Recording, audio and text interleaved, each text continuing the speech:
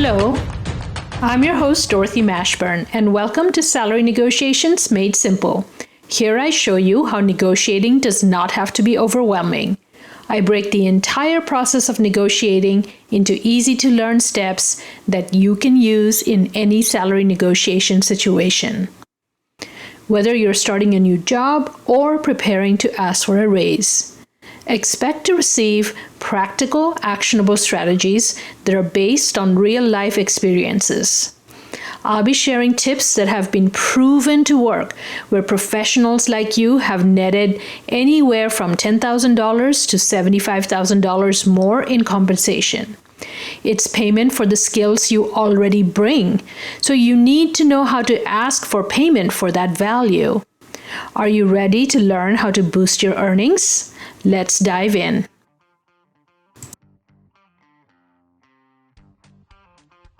I'm joined by Mac Prichard, who is the host of the podcast Find Your Dream Job. Find Your Dream Job is a podcast for professionals focused on finding work that matters. Every week, there is a new episode full of job search tactics, career resources, and insider advice from nationally recognized experts on job hunting and career management. Mac also runs the job board Mac's List. It is a Pacific Northwest job board driven by a simple idea: the hiring process should be more human. When we break down the barriers between employers and job seekers, everybody wins.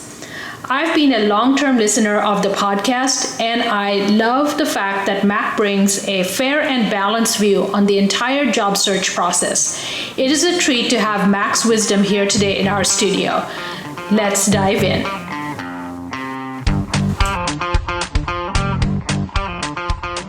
Hi, Mac. How are you today? I'm doing well. How about you? I'm fantastic. Great to have you here on a Monday. Yes, it is a Monday at 9 o'clock Pacific time, where I'm sitting in Portland, Oregon. So this is the first thing I'm doing on Monday morning, and I'm actually looking forward to it. Me too. I told you this morning I was running around with my son's drop-off, and I was very nervous, not be able to be here and listen to your wisdom. So I'm very happy that we could align everything. Well, thank you for the invitation. I appreciate the opportunity. Absolutely. Could you give our listeners a little bit of your background, how you got to where you are, and what you do to help? My name is Mac Prichard. I'm in Portland, Oregon. I run a regional job board that serves employers and job seekers in Oregon and Washington State. It's called maxlist.org. Our mission is to help people find work that matters. And we do that, Dorothy, by not only through our job board, but by providing lots of free content about how to look for work. And because so many of our customers who post positions on our website are smaller employers who don't have recruiters on staff, we also provide lots of content about how to hire smarter. And I've been running the job board in one form or another now for more than 2 decades. My career has largely been in communications, working in government, nonprofits, and for elected officials.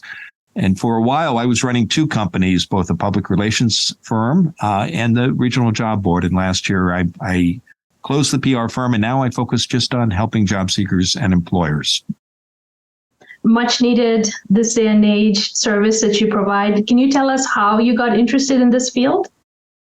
I'm an accidental job board operator. I came to it after, as I mentioned, a career in communications.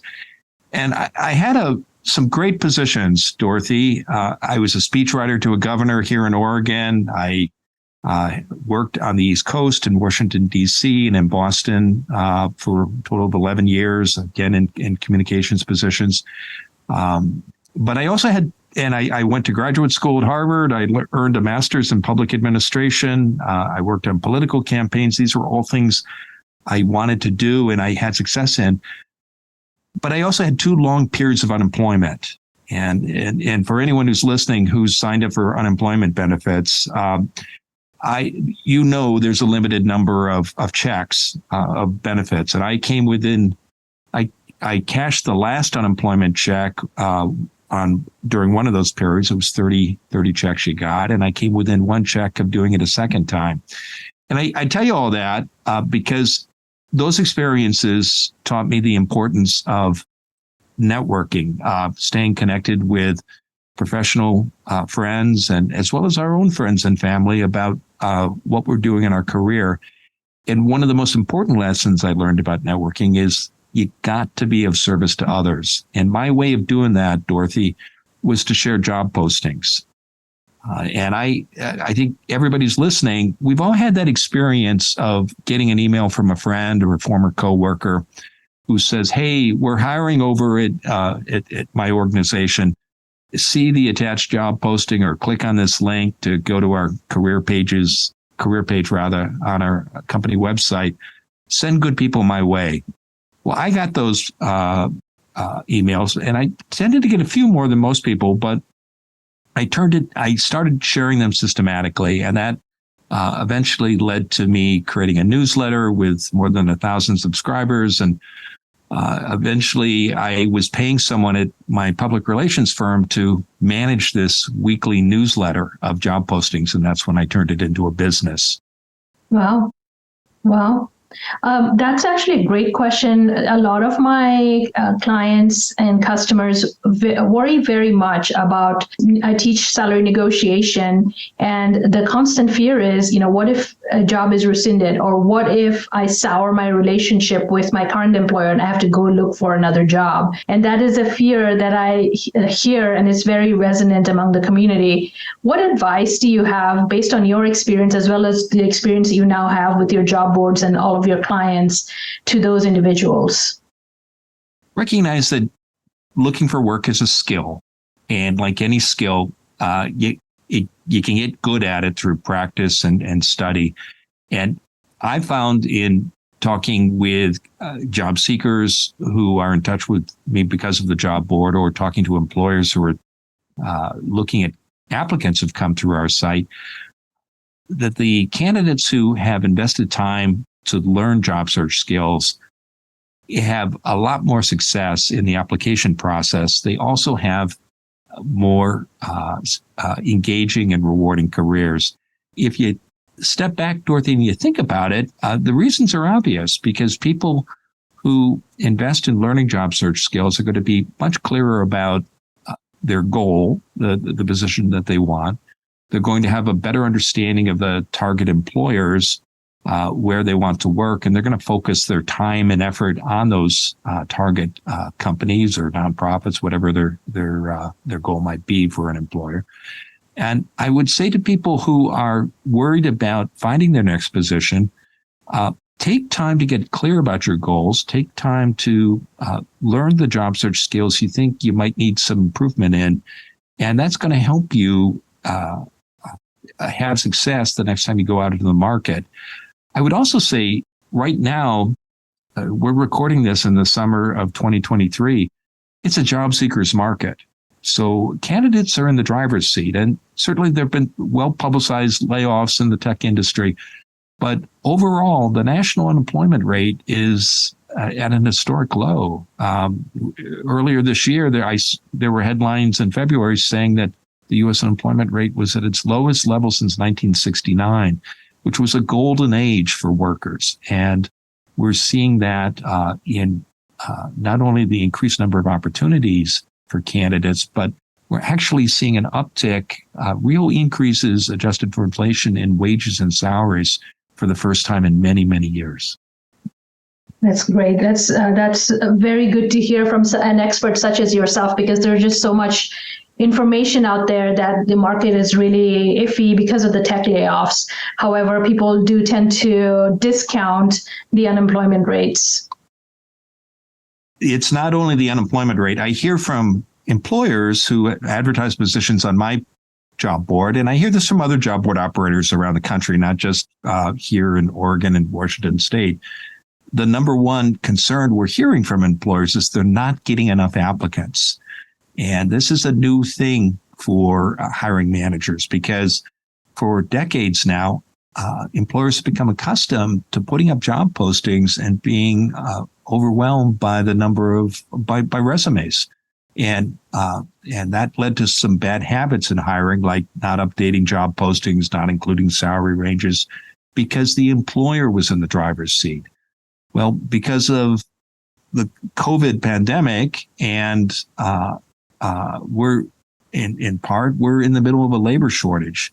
And if the national birth rate doesn't go up, or we make legal immigration, or we see significant changes in our legal immigration system, I don't see that labor shortage ending soon. No one can predict the future of the economy, but right now it is a job seekers market, and it hasn't been this way since the 1970s. Mm-hmm.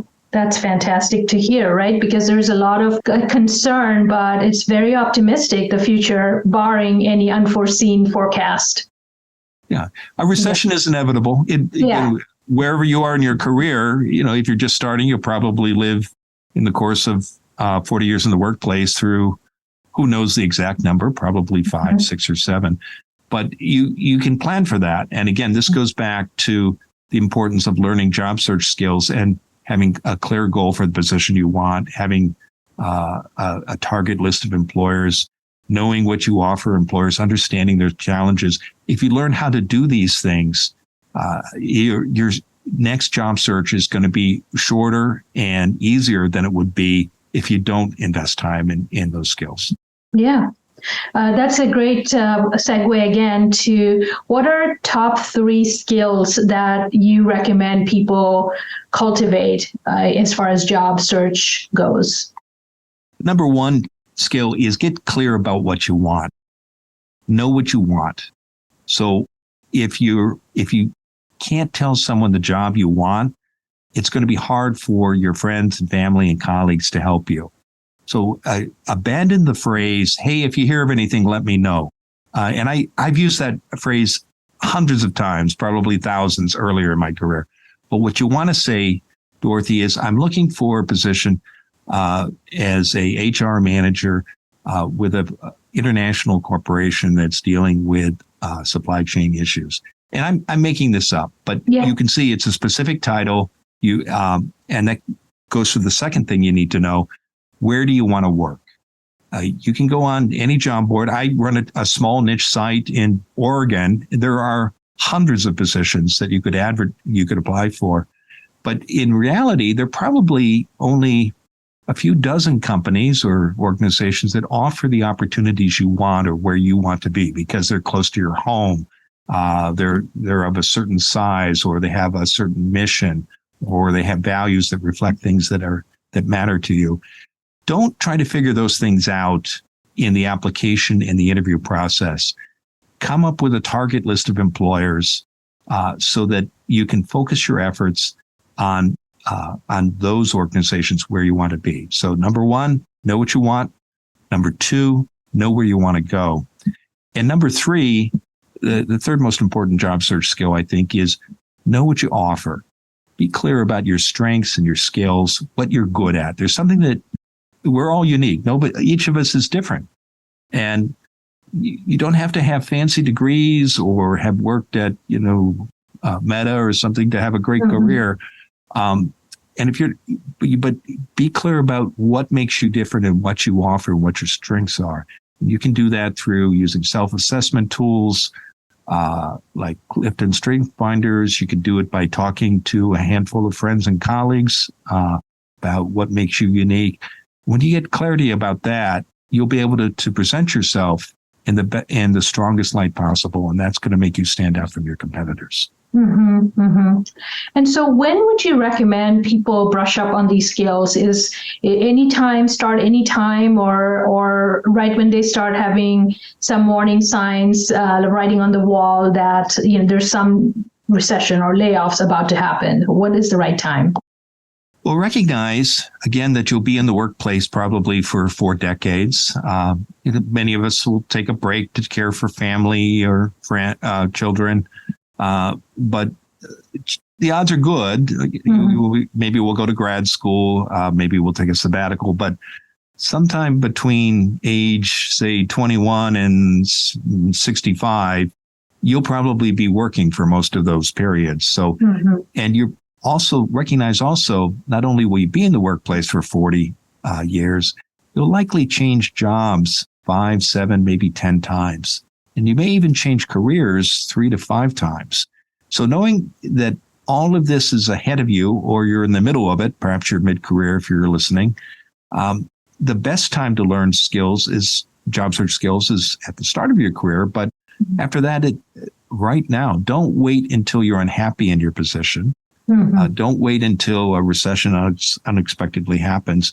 Have a clear idea of what you're getting from your current position if you're mid-career, what you enjoy about it, and where you might want to be in 1, 3, 5 years. And maybe you want to be at that organization and there's a position internally that interests you.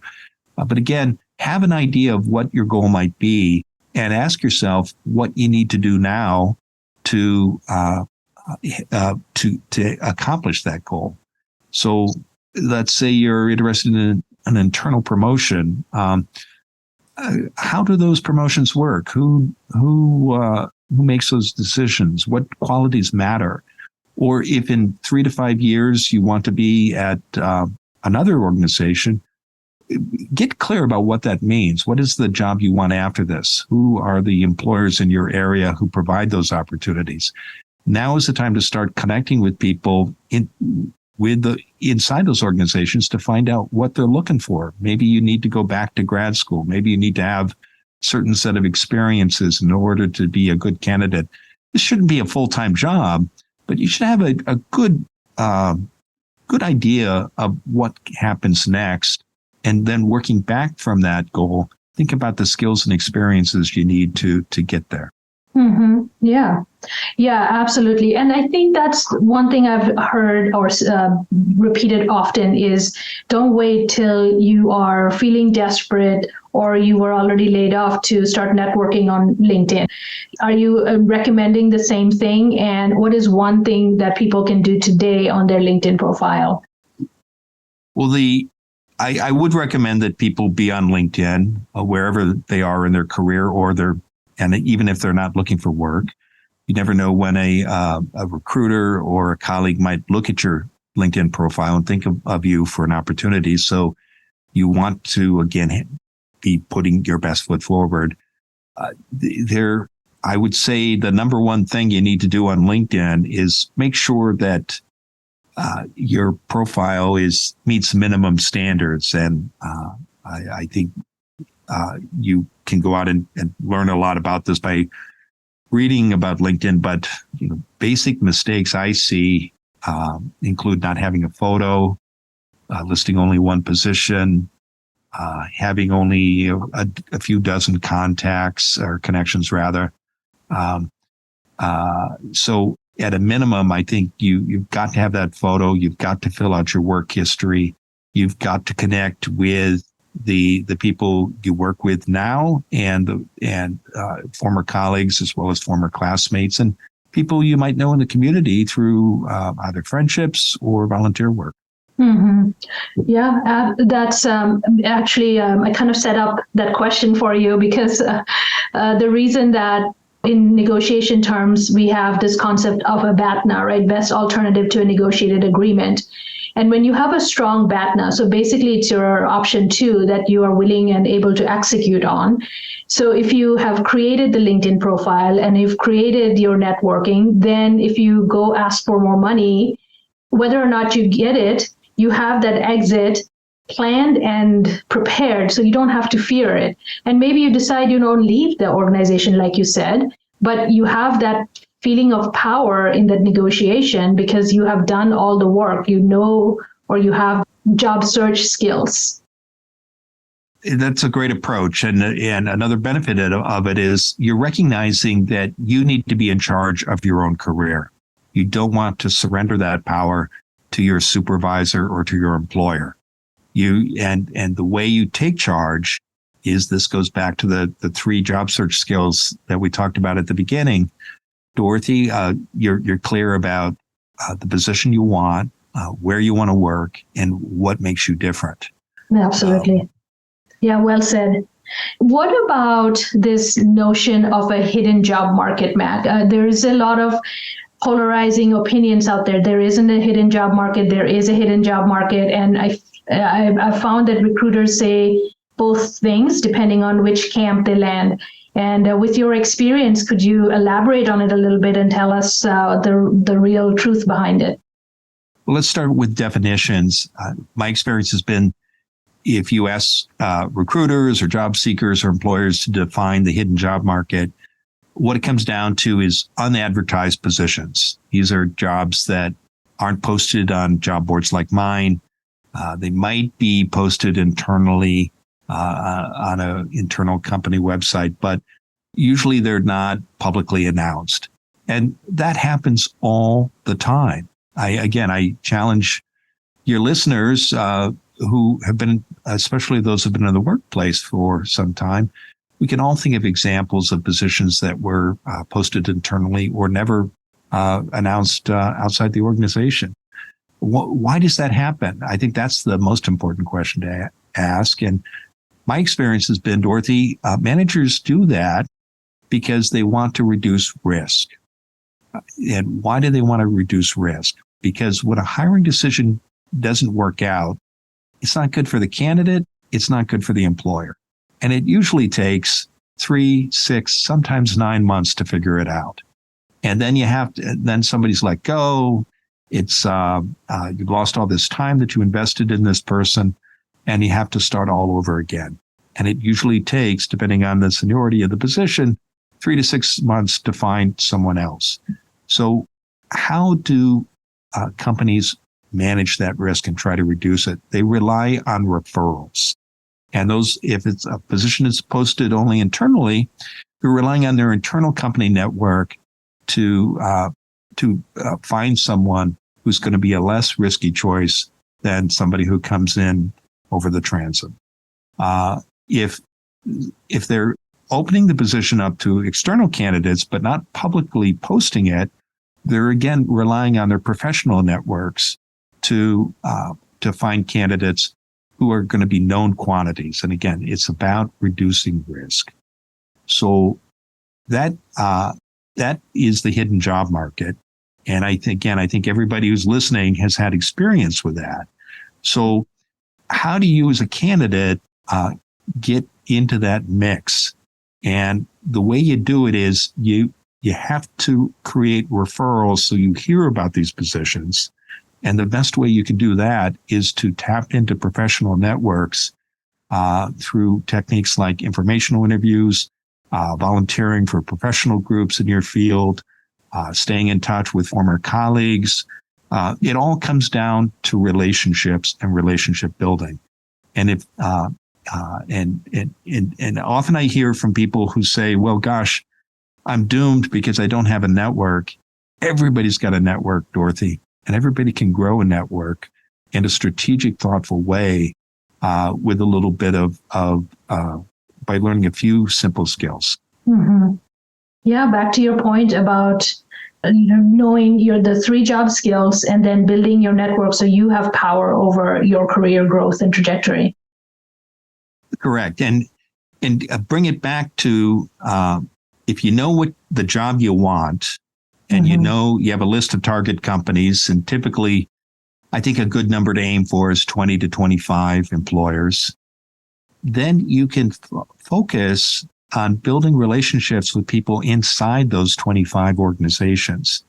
And you can find those people through your own professional network. Maybe you've met people through membership or volunteering at the local chapter of your professional association.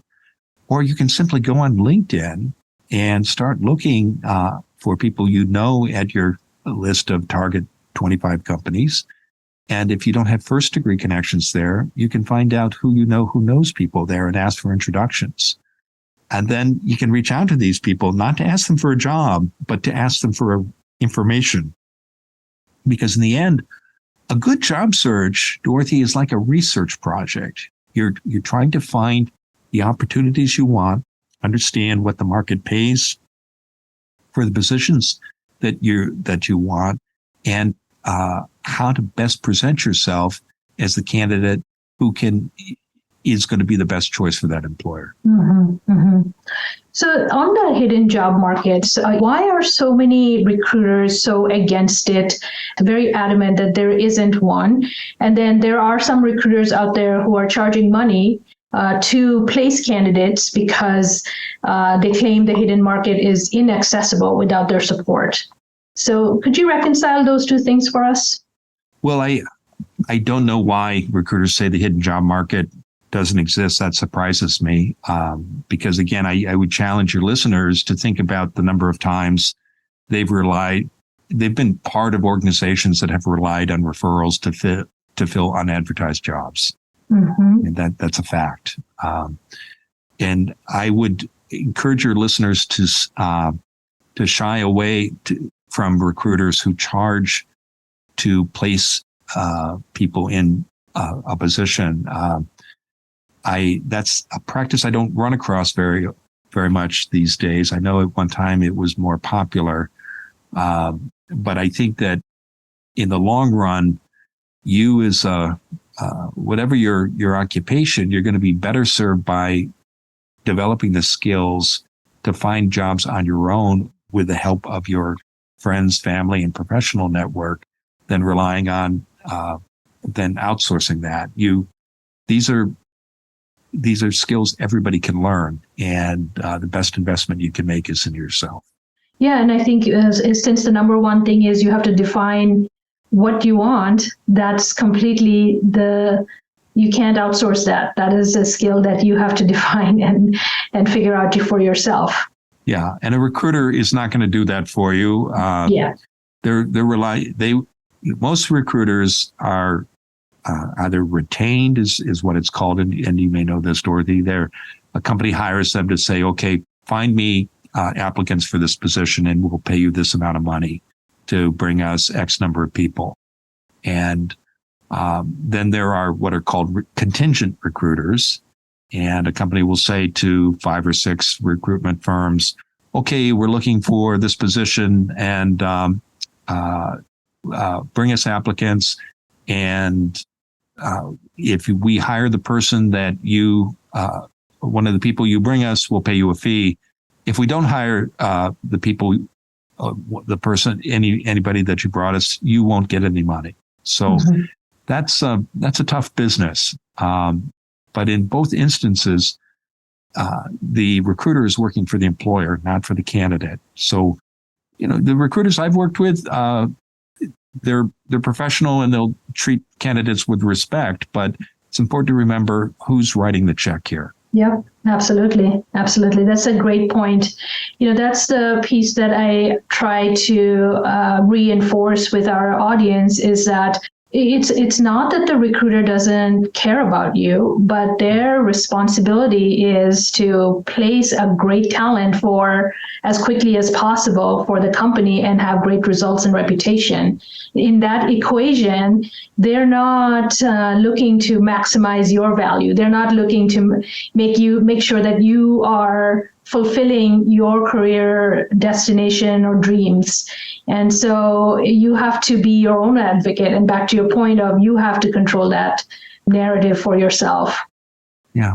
The employer is the client for the recruiter, not the candidate. And again, good recruiters make it their business to find good candidates and to stay in touch with them, but they're not going to help you figure out what you want to do with your life or where you should go next or give you professional advice about your career. That's not what they're paid to do. On kind of related note, how are you seeing, there's a lot of companies are talking about diversity, equity, and inclusion. And how are you seeing that unfold in the job market? And how can candidates who are underrepresented traditionally take advantage of that? I've seen the news reports, as I'm sure you have, about many of the people who were hired 2-3 years ago to lead and staff diversity, equity, and inclusion programs being let go.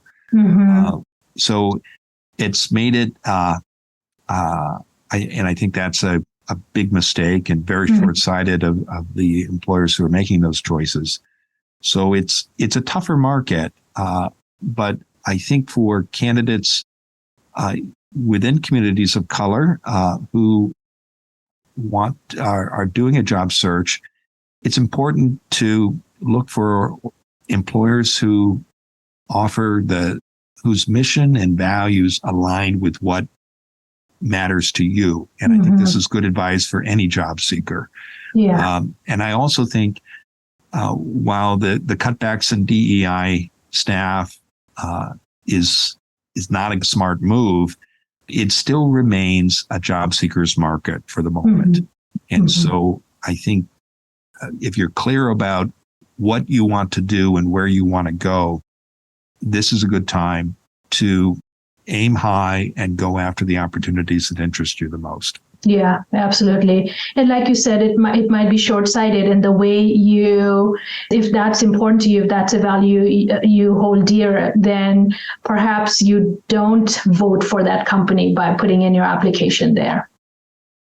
I would agree. And I think, again, there are two good things that are happening right now. We've talked about the benefits to candidates of this job seekers market. The other is there's so much information now about employers' values and so many opportunities to figure out which ones are providing supportive, productive workplaces. And I think that's another reason why, as a candidate, you should be investing time to find these places and focusing your effort on those organizations. In the end, I mean, if I had to give just one piece of advice, you asked me at the beginning for three, it would be don't wait to be picked. And so many candidates, and again, I did this early in my career. The way we approach a job search is we look at websites and job boards and career pages, and we wait for something that interests us to appear on the internet. In the old days, it was waiting for an ad in a printed newspaper, but the principle is the same. We let somebody else decide when and how we would apply for a position. You don't have to do that. You didn't have to do that 40 years ago.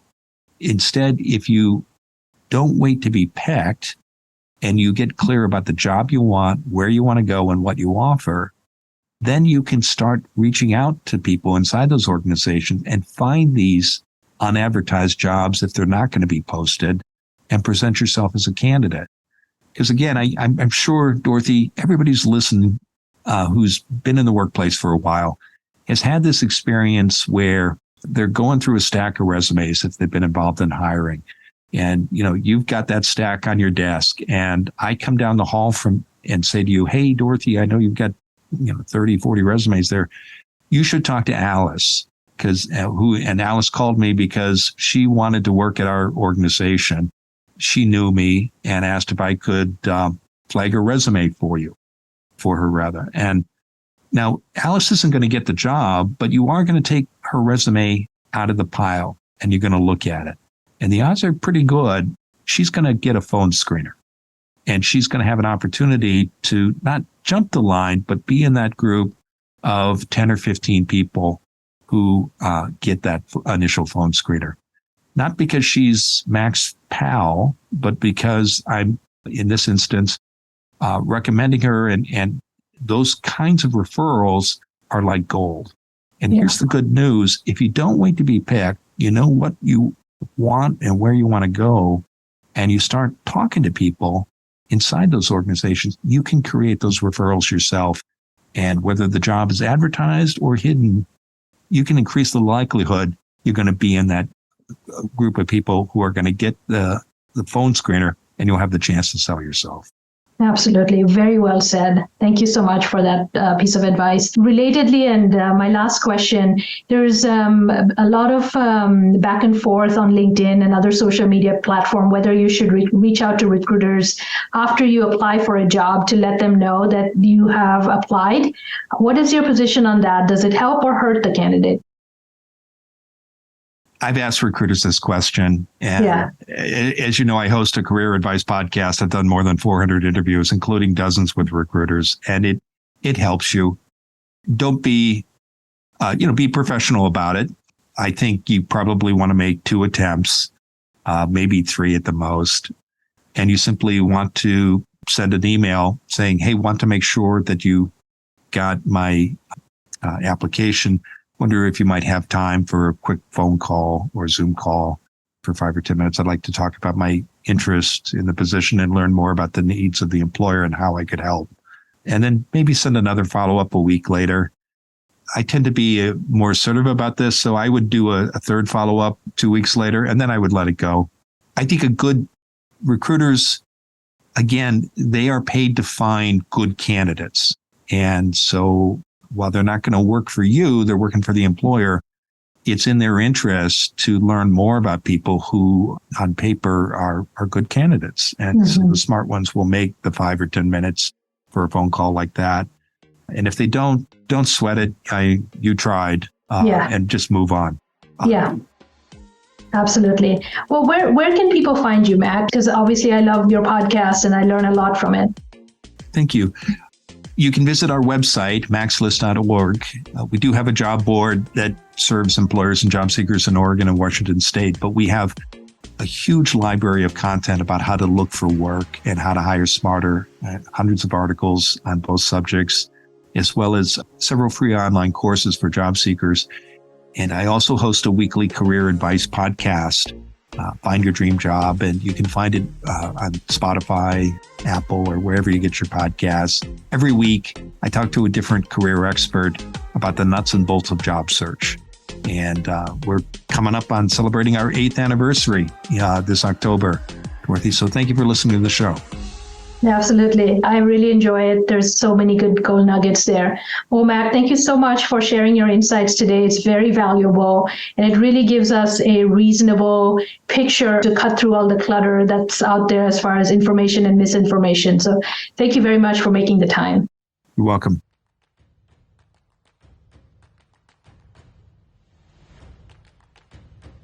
If you're ready to rise up and get paid for your worth, be sure to get the free salary negotiation training at DorothyMashburn.com/fight for your worth. This is the ultimate step-by-step guide in order to help you secure a promotion or break the glass ceiling. Again, it's at DorothyMashburn.com/fight for your worth. Thanks for listening, and bye for now.